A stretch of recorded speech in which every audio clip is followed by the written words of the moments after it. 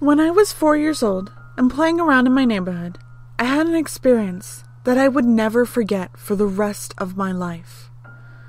While walking down the street, I couldn't help but notice a strange-looking house.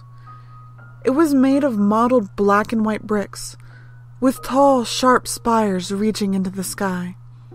Gray curtains were pressed against the windows, and the yard was filled with untended, dying trees.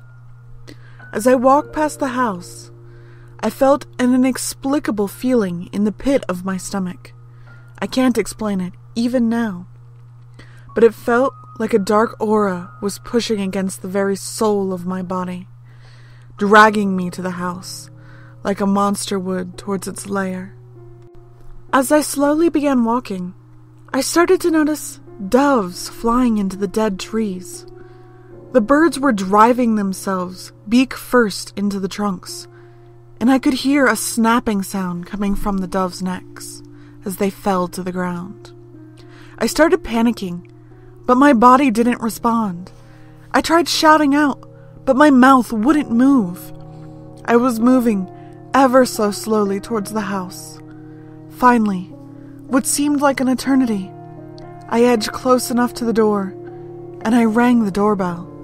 The sound that issued was like a scream from a ghost, so loud and terrible that it pierced my eardrums and put me in a state of terror unknown since I was born. I thought about all the wonderful moments I had in my life, the moments shared with my sister and brother. I thought about the joyful experiences I shared with my parents and grandparents. I thought about my ungratefulness towards my family, how I got myself into this terrible mess, and what I would do to get out of it. I started sobbing inside, and before I knew it, the door slowly creaked open. By this time, I thought whatever was inside was some sort of demon, ready to tear out my insides with its jagged teeth and roast them in a fireplace to eat. But in the house, most surprisingly, was a nice-looking old woman dressed in white. She had a kindly old face, full of wrinkles, and pure white hair. Her face was glowing, and an amiable smile gave me such warmness that the feeling in my stomach dissipated, and I was left in control of my own body again. "Well, hello, dear," the old woman crooned. "Do you live in this neighborhood? Why don't you come in? You look as though you've been scared out of your wits." Without further ado, she gently took my shoulders and pushed me inside the house. The interior looked like something from a fairy tale wonderland. The walls were painted with drawings of deer and horses that seemed to come to life before your eyes. Candles scattered around lit the place with a cozy feeling. The entire house, it seemed from where I stood, was filled with evergreen trees and dark green grass that was growing beneath my shoes. I took a step forward, gaping with my mouth open at the sudden change of scenery. Yes, I get that look from almost every child that passes through my house," she mused, as she hobbled into the kitchen. "Wait in the living room, my dear. I'll be back with some freshly baked cookies." Although I was prone to listening to instructions, curiosity got the better of me. I decided to explore the house, and that decision saved my life. Prowling around, I noticed a staircase that went upstairs. Quietly, I tiptoed to the second floor. Here, I noticed a long corridor that stretched to the other side of the house. Along it lay countless doors. I tried the first one, which was firmly locked shut. After walking a few steps, I somehow tripped, and that's when I saw it.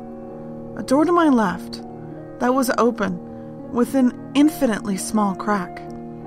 A strong, unusual smell came from that room. I got up from my knees and pushed the door wide open. Inside were dead bodies of children, each holding a half-eaten cookie. I felt as though my gasp could be heard all across the house. With a beating heartbeat, I ran as quietly as I could along the corridor and down the stairs. Just as I reached the door, a hand firmly pressed against my shoulder. I turned around to see the old woman with large blue eyes staring right into me. "Why, sweetie," said the old lady, "your cookies are done. You can't leave until you've had a bite." I stammered, No, thank you. I have to go back home." I shook off the old woman's hand and opened the door. Suddenly, with the speed of a cheetah, she slammed the door shut with her left hand. The house darkened for a split second. "Take a cookie," smiled the lady, holding a platter of them. Left with no choice, I took one. "Now eat it," said the lady. I raised the cookie up to my mouth. I ran various scenarios through my head. Only one idea stuck. When you do brave things, that's when it really matters. With as much power as a 4-year-old could muster, I threw the cookie right into the lady's face. As she shrieked, I quickly opened the door and ran like I never ran across the yard with the dead doves until I reached the street of my neighborhood. From there, I sprinted back home, where I collapsed onto our front porch and started to weep. When I told my parents what happened, they didn't believe me. They insisted it was a daydream and that I imagined the whole thing. They took me across the street, much to my protest, to prove their point. And I could not prove them wrong, because that strange-looking house was not there anymore.